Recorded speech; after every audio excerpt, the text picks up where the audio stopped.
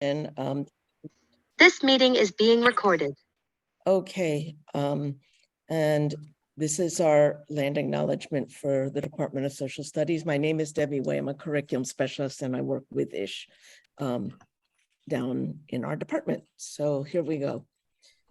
We gratefully and humbly acknowledge that the land upon which we gather is part of the traditional territory of the Lenni Lenape called Lenapehoking. The Lenni Lenape continue the love and stewardship of this ancestral land. The Lenape people lived in harmony with one another upon this territory for thousands of years. During the colonial era and early federal period, many were removed west and north and have recognized tribal presence in Ontario, Oklahoma, and Wisconsin, and state-recognized tribes in New Jersey and Delaware. We take this opportunity to honor and acknowledge the Lenni Lenape as the original people of this land, and we affirm their continuing relationship with their territory. We recognize that far too long our education has erased the history of land theft, broken treaties, violence, erasure, and oppression that has resulted in our occupation here today. We affirm our responsibility as places of education to tell the true history and commit to actively work toward Indigenous visibility in our practices. As well, we commit to being allies with the Indigenous people in our stewardship of the land and waters we occupy. In our acknowledgement of the continued presence of Lenape people, we affirm the aspiration of the great Lenape chief Tamanen that there be harmony between the Indigenous people of this land and the descendants of the settlers on this land. Quote, as long as the rivers and creeks flow and the sun and moon and stars shine, end quote. Thank you so much. And we're just going to go right into our presentation today. Our guest speaker is Jonathan Perazo Campos with Teaching for Change and Teach Central America, and he's going to introduce himself. Hello, everybody. My name is Jonathan Peraza Campos, and I am the program specialist for Teaching Central America at Teaching for Change. And I'm so grateful to be here with you to share this learning space.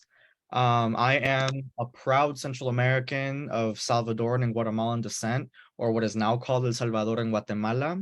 I am the child of survivors of the wars in Guatemala and El Salvador, US-funded wars, mind you. And so I'm really grateful to be here with you to tell you about why it is so important that we center Central America in the classroom. At Teaching Central America, educators and community can find resources that celebrate the history and culture of Central America as the region and Central Americans in the US. This campaign encourages and supports teaching about the region and its peoples through a growing collection of lessons, book lists, biographies of noted historical figures, and readings, among other things, all for free. So, we hope that you'll visit the website and take advantage of all that is available there for you. Today, what we're going to focus on, though, in this hour that we have together is learning a little bit about what Teaching Central America is, discussing, just some frameworks that will guide a lot of these lessons that we'll be looking at, and looking at some sample lessons that layer different texts produced by Central Americans or about Central America and Central Americans. And then we'll have a dedicated space for you to brainstorm some lessons as well.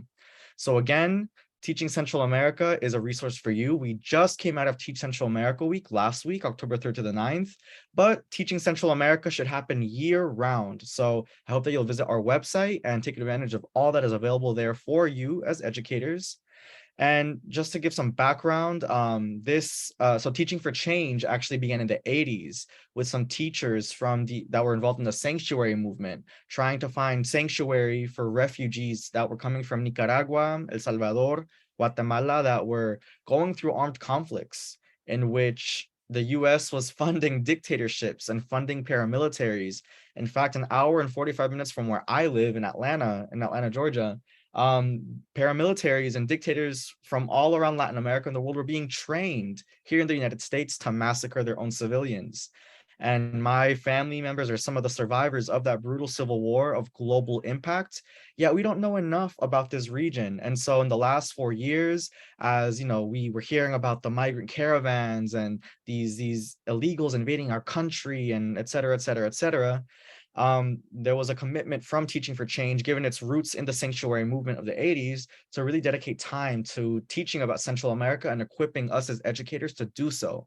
So thanks for being here. And so we're going to get into the workshop now. What we are going to be talking about is grounded in resource pedagogies, which I'm sure many of you are familiar with.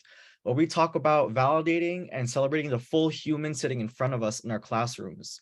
Their identities and their cultures have to be seen as valuable resources that come into the classroom, that inform the classroom and the curriculum, and do not get left outside of the door. It must our teaching must be grounded in culturally responsive and sustaining teaching. And so I'm super happy to be, talking about this, especially because I also know that you are students of my professor and mentor's work, Dr. Goldie Muhammad. She was my professor at Georgia State University, where she trained us in how to use a culturally and historically responsive framework that validates skill development, intellectual development, but also what's missing from our school systems usually, which is identity development, criticality, as well as joy in the classroom. So I'm so grateful that we get to talk about this. And I know many of you are familiar with this framework already. And while Dr. Muhammad focused on, the teaching traditions of Black abolitionists who formed these literary societies in the Northeast during slavery, where they were teaching and developing their literacy and really diving into their love for learning, which as a radical act in the Northeast, while literacy for Black people during the era of enslavement was illegal.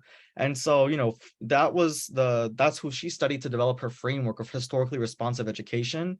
But, pulling from my mentor's work, I argue that there is a historically responsive model that was so prominent in Central America during our civil wars, during our revolutions, during the Cold War era from the 50s to the 90s, right? And so popular education was the name of the game, where education would happen in churches and refugee camps, in the battlefield, while bombs were being dropped around you, while there were bullets sounding in the jungle. Yet the will to teach and learn grew out of the commitment to struggle together for economic justice and dignity, in the words of John L. Hammond in his famous book, Fighting to Learn. And so their pedagogy was deeply political. It encouraged active participation in the development of a critical consciousness. It connected the school and community life to the commitment to educating everyone. And this is a model that many people who learn from Paulo Freire, who I'm sure many of you are familiar with, he was kind of the OG. He was one of the theorists that really developed popular education. And it was the lifeblood of Central American revolutionary movements. So we would start with just understanding where people were coming from. What did they experience in their work, their poverty, family, their cooperation in their community? Then looking for the patterns, reflecting together, finding what dots connected, then learning why are these things happening? What are the policies? What is the context? Who are the power players in this equation that create these conditions? And then finding ways to plan for action, to practice new skills, to then apply that action.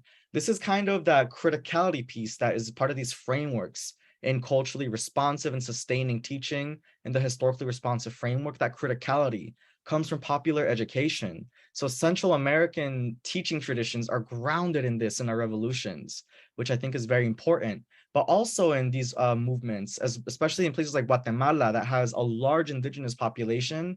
It was about learning, literacy. It was about learning about the world around them using their own experience. But part of the indigenous experience was also understanding that the land is our teacher. We have to learn from the land because we are of the land. We are not separate at all. We are interconnected. We must learn by doing. Experience in the world is a form of education.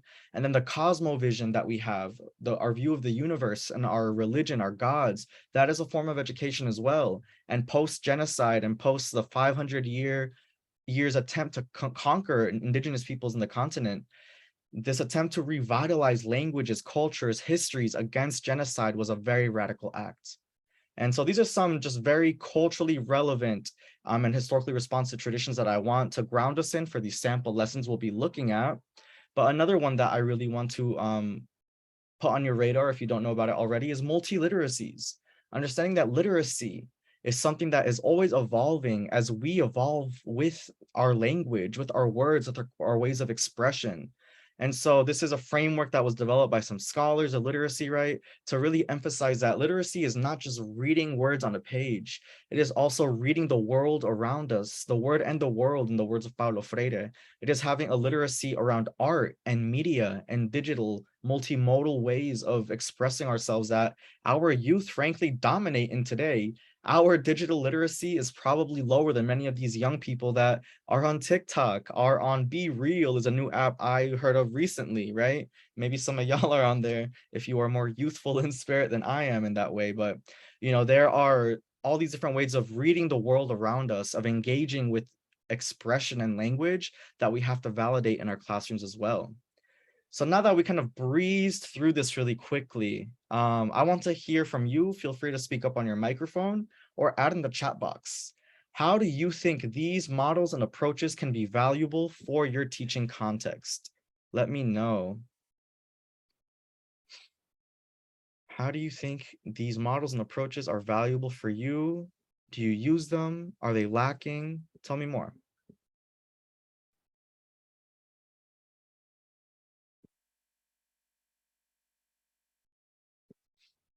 I'll give y'all some time to respond and reflect. So in my classroom, I have one of my classrooms is the ELL friendly classroom, and this year I have students from um, Belize, which do not consider themselves Latinos, as well as kids from Honduras and Ecuador and Mexico. So getting them grounded in all of the reading that we're doing this year, especially because the first book is about the Lakota tribe and about our Native Americans, and our next one is about a Mexican American girl who is into punk, something that does not seem unique or characteristic of the Mexican American student, but getting them to understand, like you said, everything's a whole. Where it's not just the books that they're reading or answering a test, it's bringing in real life and bringing in their life into what we're reading and making it relevant for not only the students that come from those countries, but the students that do not come from those countries to understand their fellow students and to engage with them through the readings. And I really like the readings we have this year. They're very responsive to what we have in front of us. It's amazing. It's amazing. Now, thank you for doing that work.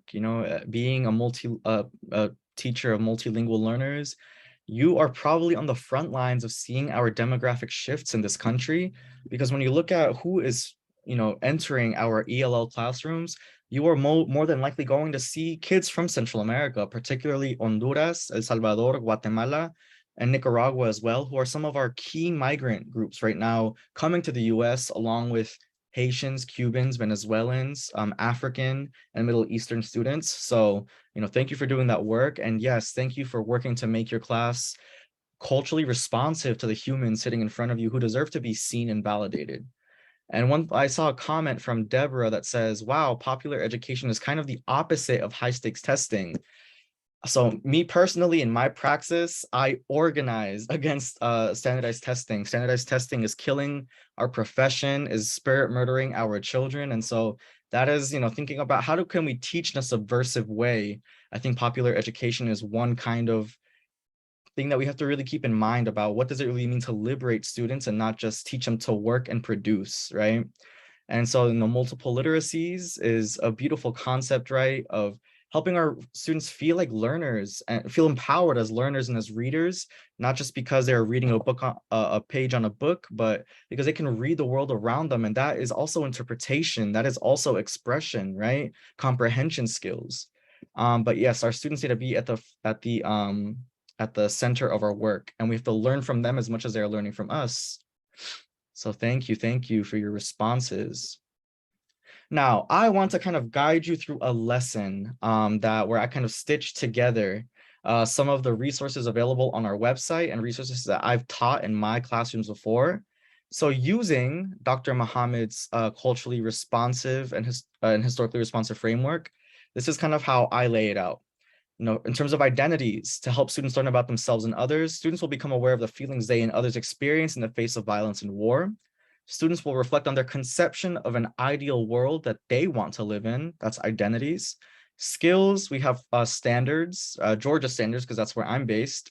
around writing narratives to develop real or imagined experiences or events, with all of those mechanics, drawing evidence from literary or informational texts to support analysis, setting strong and thorough textual analysis, right? That's our standards. Then we have intellect. What will they know? Students will learn about the brutality of El Salvador and how Salvadorans have rebuilt their homes and lives. And then students will learn about 3 Salvadoran texts revolving around the war and trauma. And I see a question from Deborah. Is it illegal to teach what you teach in Georgia? We currently have a bill that was just passed called the Divisive Concepts Bill that basically censors what teachers can teach in the classroom.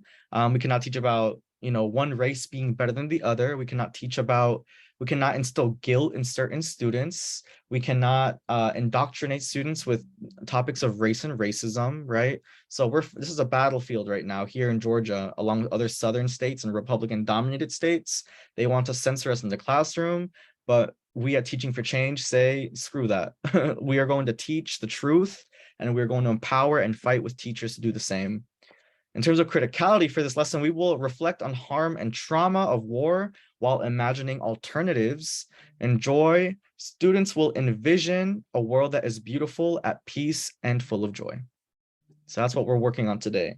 I do want to let you know about, the content that we'll be examining. There will be some video content, some audio content that talks about violence. There will be guns and gun noises. There will be depictions of war and corpses. So I just want to prepare you for that.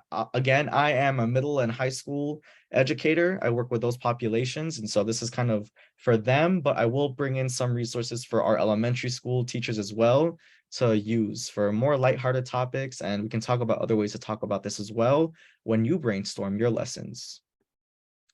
So I had mentioned that my mother and my family survived the war in El Salvador. So there were decades of dictatorship in the country. But then in 1980, guerrilla rebels and US-backed military soldiers went at it between 1980 to 1992. And so I want us to watch this video from a very famous movie. It is called Voces Inocentes, Innocent Voices, that talks about how children were recruited to fight on the guerrilla and the military dictatorship side. So I have 4 questions for you that will be posted in the chat box as well as on screen. Based on the trailer, what did the people of El Salvador experience during the Civil War? What happened to the childhood of children like Chava and his friends? And how do you think the war affected the people of El Salvador after it ended? So now that you have your questions, I'm going to start my audio. And actually, let me stop sharing so I can make sure that you can hear what I hear. There we go.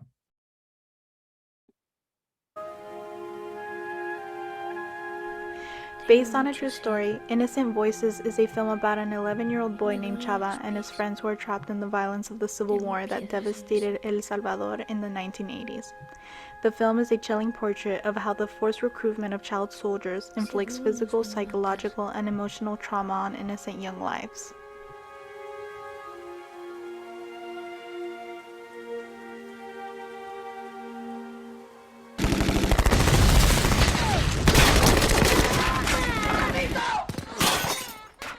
Here we can see the struggle that Chava and his family, like many other families around the world, must go through in order to survive one more night amidst the nightmarish violence of a civil war.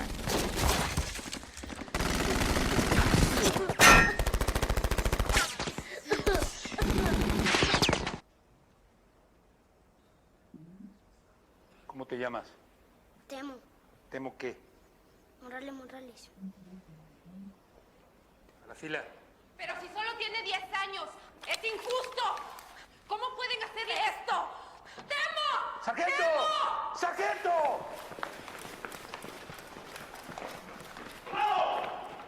At the height of the Salvadorian Civil War, the Salvadorian government recruited young boys at the age of 12 while destroying their families and communities in the furtherance of armed conflict. Many human rights violations were committed, such as rape, extrajudicial killings, kidnappings, cruel and unusual punishment, and oppression of innocent civilians, just to name a few. Roberto Olsen.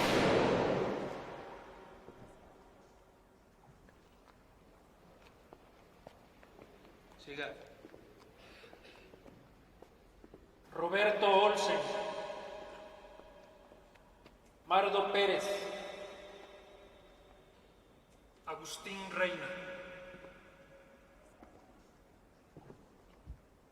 Rápido. Rápido.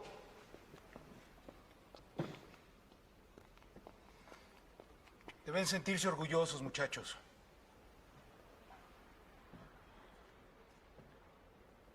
Van a ser soldados como nosotros.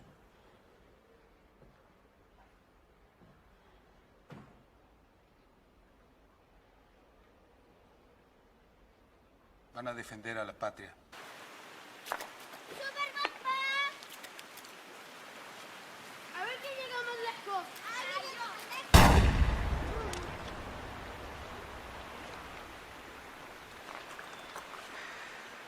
Antonio, ¿qué pasó? ¿Dónde andabas? ¿Qué haces aquí? Pues aquí nomás, mírenme. Como el santo Nepomuceno.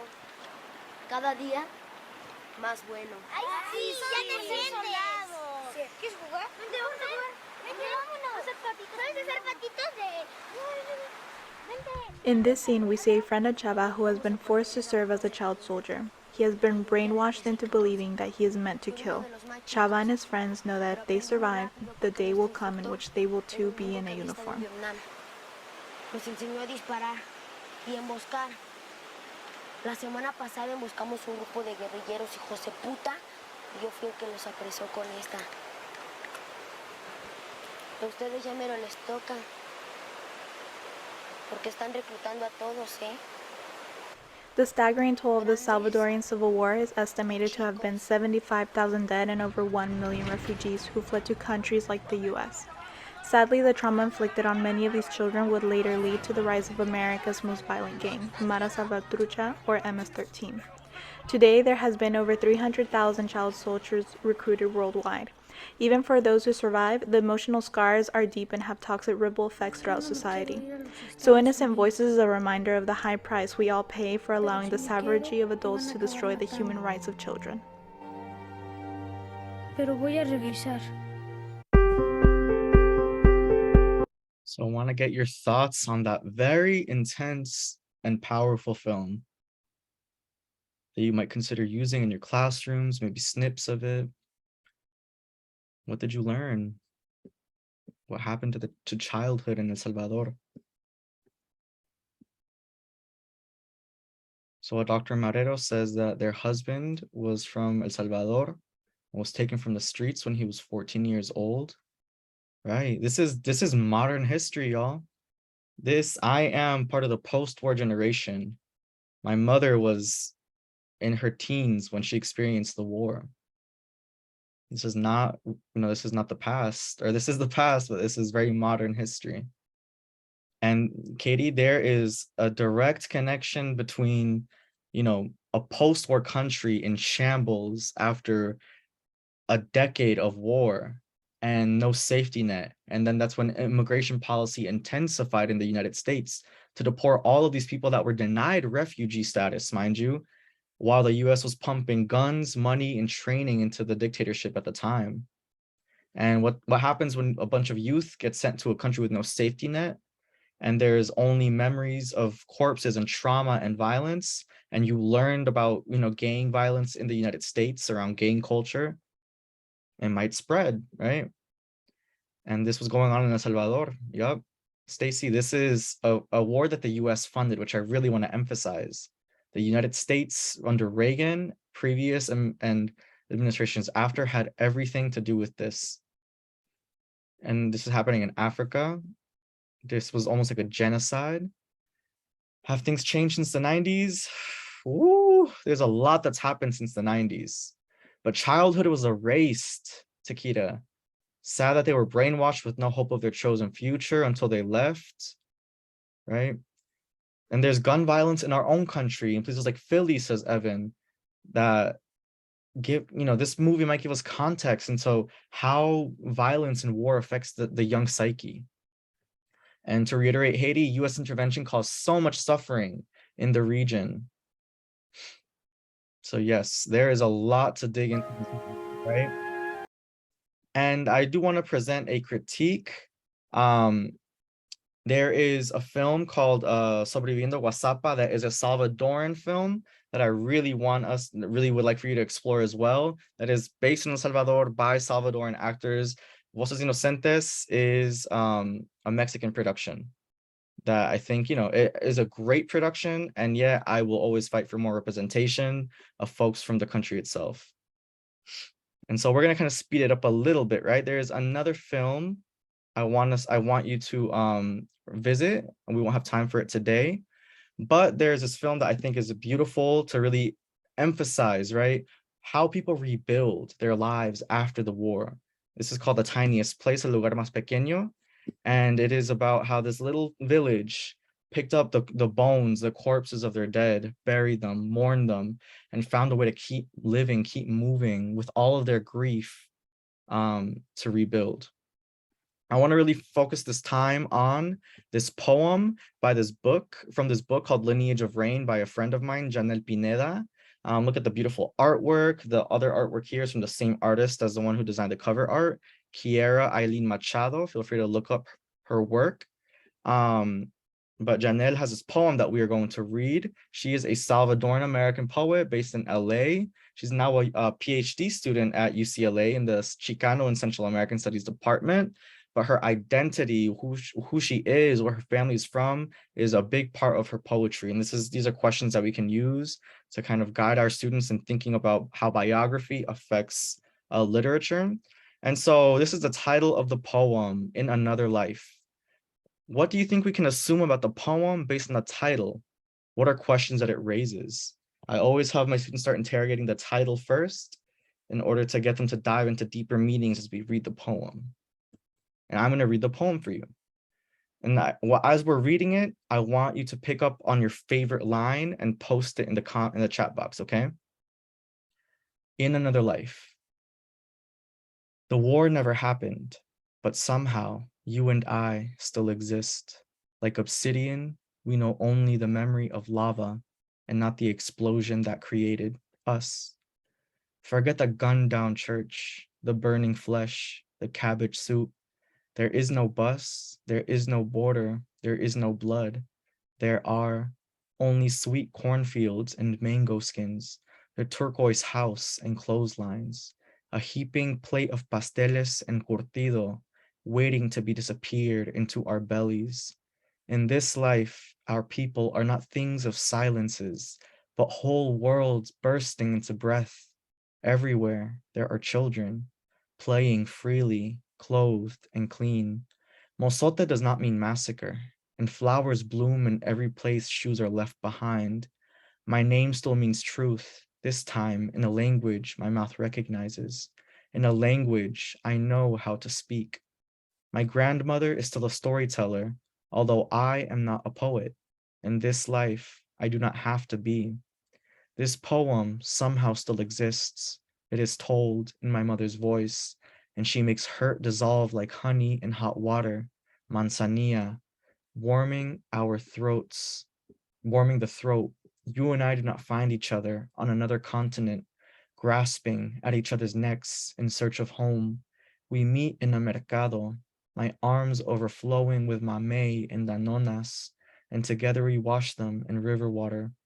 We watch sunset fall over a land we call our own and do not fear its taking. I bite into the fruit, mouth sucking seed from substance, pulling its veins from beneath my teeth. Our laughter echoes from inside the cave, one we are free to step outside of. We do not have to hide here. We do not have to hide anywhere.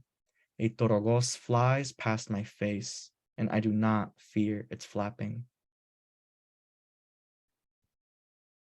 So this is a poem that I love. It brought tears to my eyes the first time I read it. What was your favorite line? Tell me in the chat box.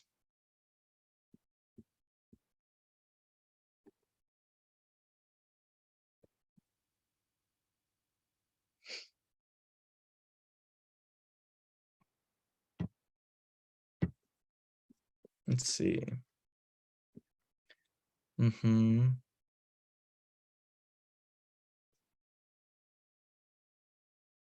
These are beautiful. Flowers bloom in every place shoes are left behind. We know only the memory of lava and not the explosion that created. Oh, these are beautiful lines, y'all. Thank you so much. And so I would have students engage this poem with a soapstone analysis, right?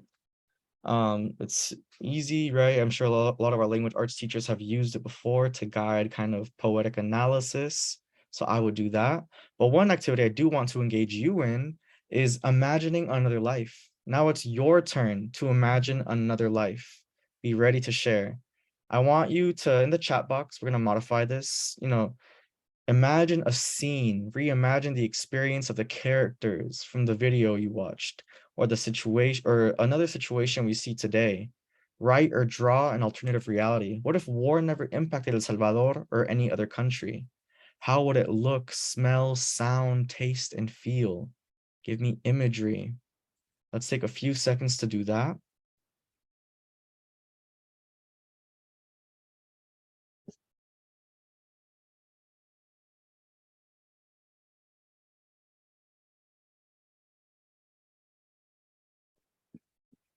Tell me about another life beyond war, beyond violence. And you could freestyle it. Maybe there's something right now in your life that you wish was different. What could it look like?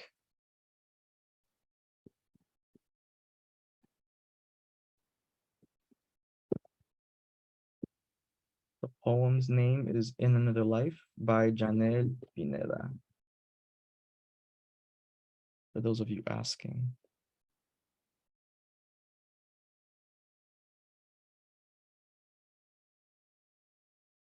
See any responses? It would have been Paradise on Earth, says Nadine.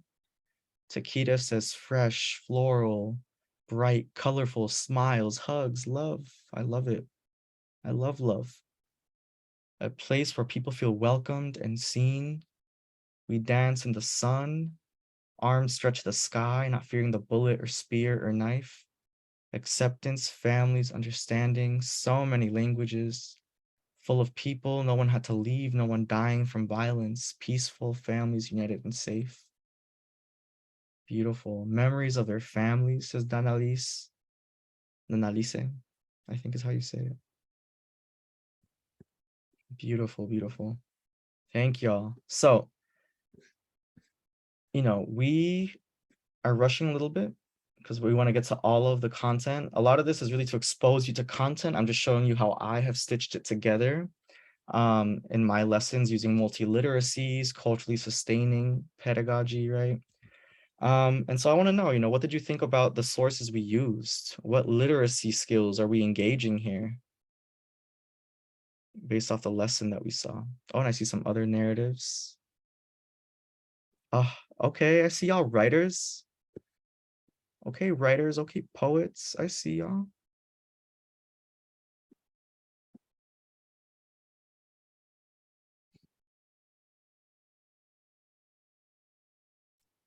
Oh wow, I'm reading through your responses to the previous prompt and I'm loving it. These are really great. Evan, you better go write that book. So what did y'all think? Feel free to get off microphone. Feel free to use a chat box. We did use sensory details, emotion, first-hand accounts to engage the learner, right? Absolutely. Anything else?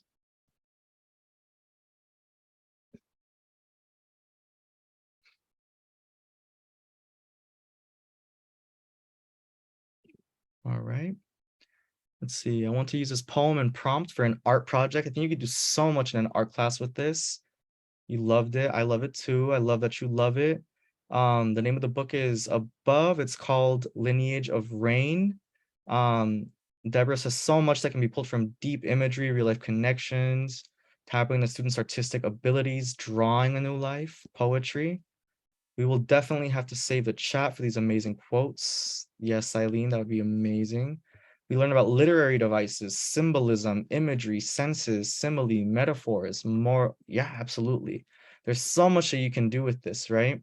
And so one concept I want to introduce to y'all is a concept of critical imagination. Many of our students, right, at least the students that I work with, come from situations that are very difficult, very traumatic in a lot of cases. Many of the migrant kids coming from Central America at the moment are inheritors of the post-war conditions, right? And so I think it is a very radical act to help students imagine a different reality. Not imagining to, as escapism, not imagining as, just a little creative exercise, but imagination is a radical act when we can critique the now and imagine what could be, and then find ways to make our imagination reality, the things that we deserve, the things that we want. There is a reading that we put in the chat box if you want to keep reading about this concept, but I think that this lesson is an example in that. And so I am going to kind of keep it moving. Imagining as resistance, says Evan. Absolutely. Every movement had their freedom dreams. If you're familiar with that term from the historian Robin D.G. Kelly, freedom dreams, not what are we fighting against, but what are we fighting for, right? That is important. That is imagination work. And so I'm going to breeze through kind of the second lesson because I think that y'all need to know about this content, and then we're going to do some brainstorming of our own, okay? We are talking about literacies, and I think cultural literacy, knowing about other cultures in the world, how other people communicate, how other people experience the world through their cultural worldview, and understanding our own cultures too is so important. So I really do think that it's important for us as educators to know our students' cultures, to be culturally responsive and sustaining, but also to have students interrogate their own cultures and the cultures of other people, right? So I like to have students reflect on what culture is, what it looks like, how culture is different across ethnicities, regions, workplaces, even families. And then I like to introduce people to the Garifuna, the Garinagu, an Afro-Indigenous population. So there is a video that will be added in the chat box. I highly encourage you to watch it and use in your classes. It is about the Garifuna, about this Afro-Indigenous group of people descended from African slaves who ran away, escaped their enslavers, who intermingled with the Arawak people of the Caribbean. And then they created this whole new culture, the Garifuna culture, with its own language and just cultural ways of being, their own history, right? As Afro-descendant and indigenous people who have now settled along the coasts of Central America, who live along pretty much every culture, every coastline and country throughout the isthmus, except for El Salvador, Costa Rica, Panama, where there are other Black populations that are not Garifuna, but African culture, indigenous culture is very important to Central America and all of Latin America, really. But we're talking about Central America, right? And there's Garifuna folks, there's Garifuna writers, creators that you can engage in your classrooms as well, who come from these different places. In fact, in California and LA, there is a Garifuna museum that you can look at their website for more resources, most likely. And there's many Garifuna institutions being built online in digital spaces and in New York as well. But one key kind of resource I want you to know about is the Popol Vuh. It is, think of it as important as the Christian Bible, as the Quran, as the Torah, as the Ramayana. The Popol Vuh is this ancestral text of, it is a creation story of the Quiché Maya people of Guatemala. And it tells the story of the hero twins. It tells a story of how corn came to be. So and I really think it's important to engage students in questions of, where do we find and see corn in our modern world? What does it mean to you? And also, what is your belief system? What is your religion? How do you think humans came to be in the creation story of your people that you've heard, right? And, we have narratives about Adam and Eve and God, right? In the Christian faith. And there's other faiths, other cultures that have different descriptions, different stories about how the world came to be, about humanity came to be, right? And so the Popol Vuh is a very important text. I'm going to play the video real quick because I think it's important. This is an account of the beginning, when all was stillness, silence, and water. There was no light, no land, no plants, no people, and no animals. 6 deities, covered in green and blue feathers, lay in the primordial waters, the framer and the shaper, Tepeu and Quetzal serpent, along with Pillacoc and Xmocane. These deities helped Heart of Sky, also known as Huracan, create the earth. Their spirit essence and their miraculous power gave the earth its creative energy. Now the land had a heart, and they called it Heart of Earth. To separate the sky from the earth, they planted a tall ceiba tree, making space for all life. The roots penetrated deep into the 9 levels of the Maya underworld. The trunk was on the surface of the land, and the branches reached up to the 13 levels of the Maya upper world. The plants were next created to live on the earth. And then the animals were created. But the animals did not speak and could not worship. So the deities decided to create human beings from mud. But these first humans had no souls and were not good keepers of the days. They destroyed them in a great flood. The deities tried a second time and created humans from wood. But the wooden people could not worship either, so they were destroyed. Those that survived are said to have become the monkeys in the trees. The sky and earth now existed, but there was no sun and no moon. A vain bird called Seven Macaw claimed to be the sun and the moon. But this was not true. 2 amazing twins, Unakpu and Xbalanque, defeated Seven Macaw by shooting him with darts. The hero twins were conceived when their mother, Ichkik, spoke to the decapitated head of their father, Unakpu, who spit on her hand from a cacao tree. Unakpu had been killed by the Death Lords of Xibalbá, the underworld.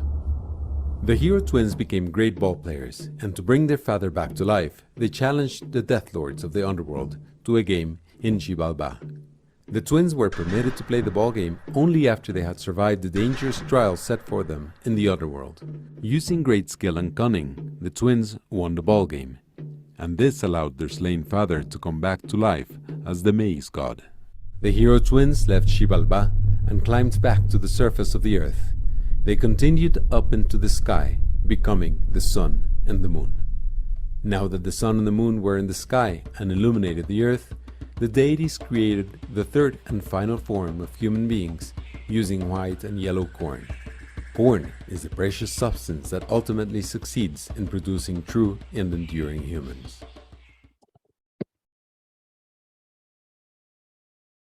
All right, and so that is the Popol Vuh, my friends. I think it's an important text to bring into your classroom, along with the story of the Garifuna. And if you work with younger children, here is El Niño de Maíz, the boy of maize, that kind of pulls from the Popol Vuh, pulls from these themes. There is a beautifully illustrated, where is it? Do I have it on? Not behind me immediately, but it is a beautiful book with a Salvadoran artist did the illustrations like you see on the cover, and it's retold and simplified a little bit. So definitely check these texts out for younger children as well. And the video is coming from the Smithsonian National Museum of the American Indian. They have a website called Living Maya Time, which you will see in the chat box.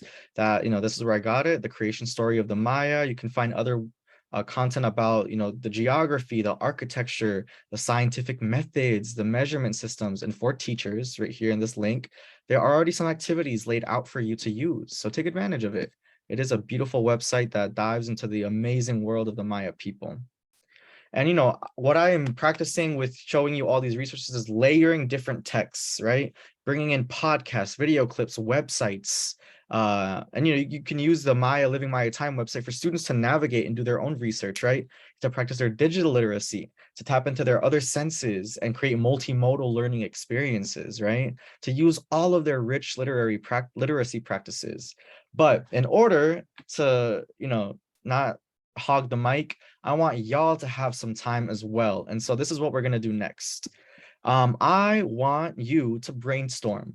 I want you to think about the films you saw today, the trailers, right?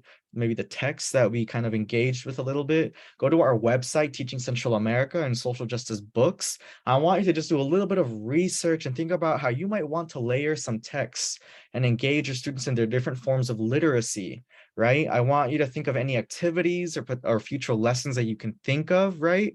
So you will find the links to our websites, Teaching Central America and Social Justice Books at Teaching for Change. You have the links that we provided for you in the chat box as well for the different texts that we engaged with just now. We're going to break out into some rooms. You can do some independent work. You can be in conversation with other people, whatever feels right to you. We're going to do that for the next few minutes, about like 8 or so. So let's get started. Let's do that real quick. Awesome. I'm quickly unmuting here to let everyone know you guys will be thrown into your breakout rooms starting now. Happy planning. See y'all soon. Wait, what was the site where they posted? Let's see. I can send a message to everybody, I believe. Will they be there when I join the group? They are, They should be. yeah, There's a- they won't be there until you actually move yourself to the, does that make sense? They move yourself to the room. Should be still there.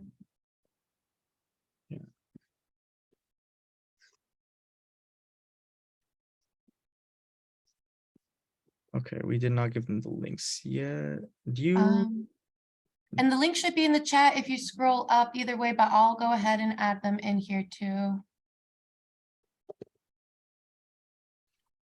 I'm probably gonna float around and give them the links. Just Mhm.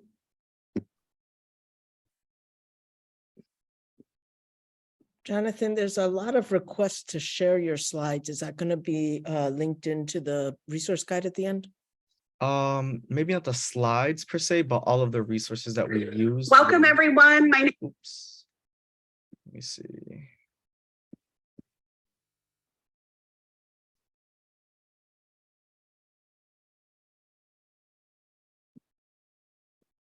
Okay, I'm gonna join this room. And how long, Eileen, do you know how long we're going to stay in breakouts? I could end it at whatever time. I wanted it to be 5 minutes, but Jonathan had said 8, so I did make it to the 8. We have 6 minutes left right now. Yeah, So everybody I would be coming think back with 5 minutes left. it's probably, given that they have to fill out 3 evaluations, we probably should start wrapping at 5:55. And then I can put the links to the evaluations in for everyone. Hi, Kenny. They brought their own tech support. Eileen's Jonathan's tech support. But thanks for hanging in here. Hey Eileen, doesn't look like I'm able to float around. Do you know how I could fix that? Here, yeah, let me make you co-host. Okay, thank you. Or can I make you co-host?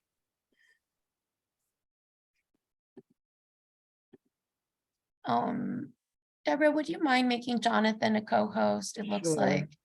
Okay, hold on. And then from there, Jonathan, you should be able to see all the Okay. options. Let's see. About that.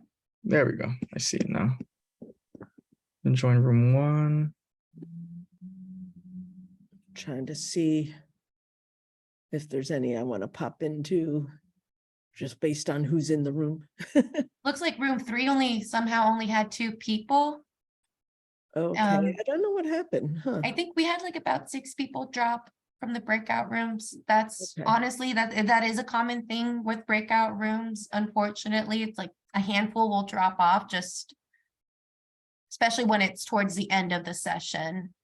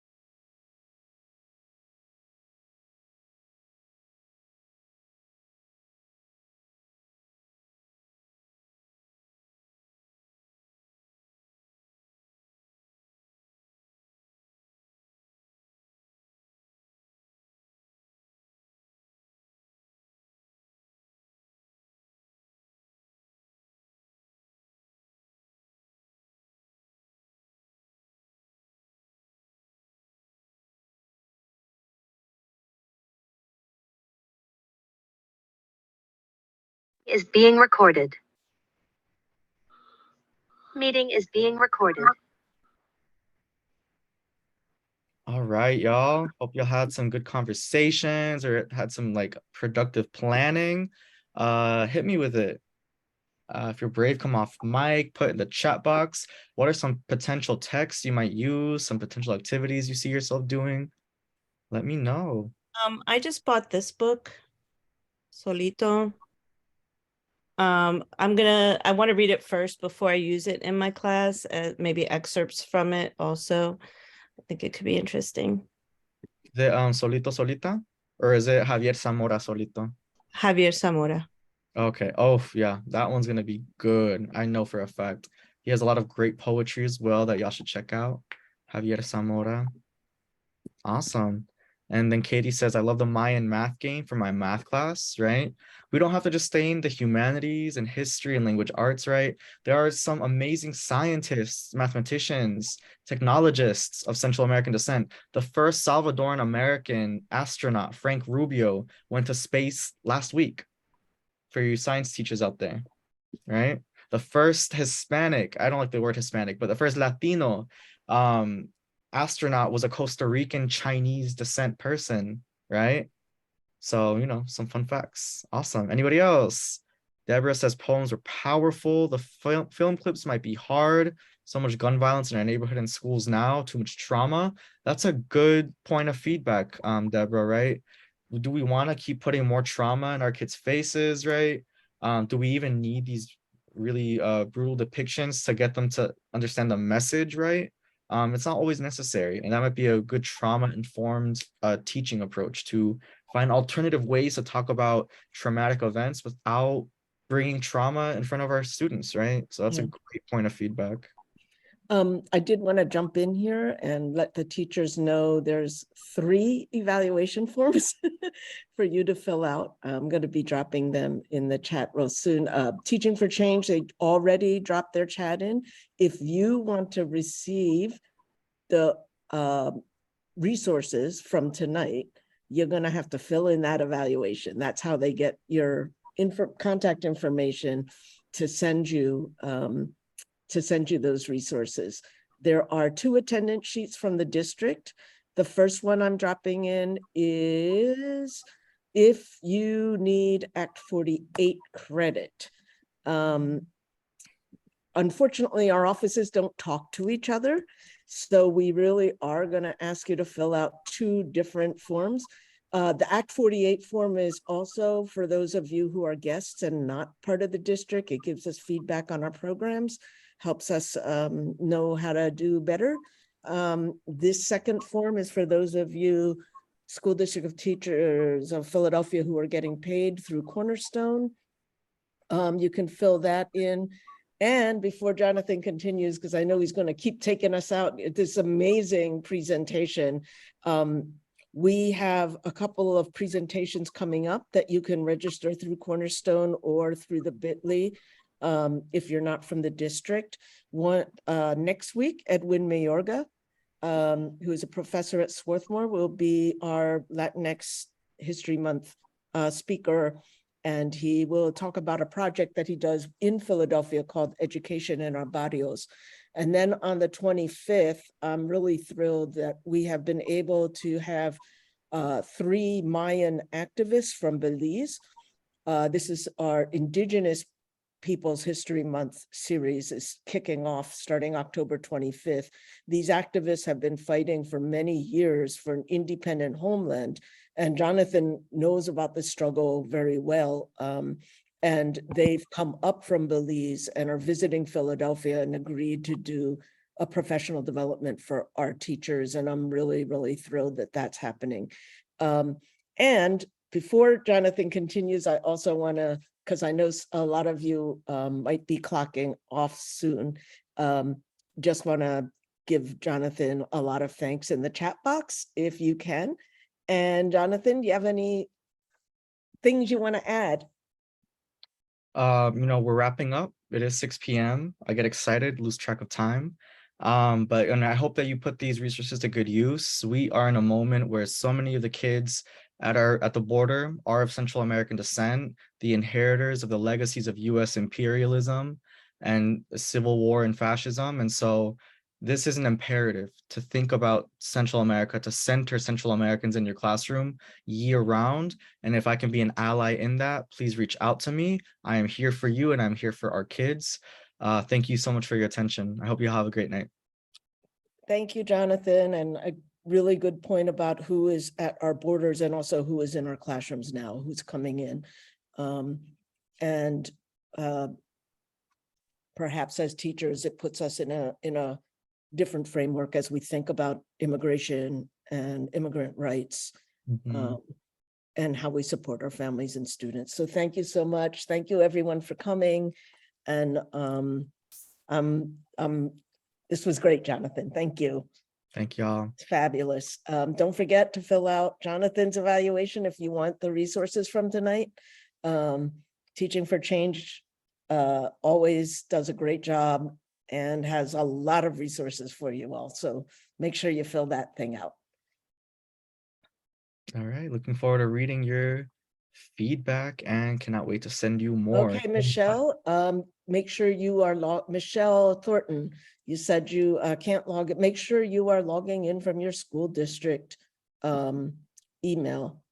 And I am going to, anybody who's having trouble getting in, I just dropped my email into the chat. If you have trouble filling out any of the evaluations, shoot me an email, let me know.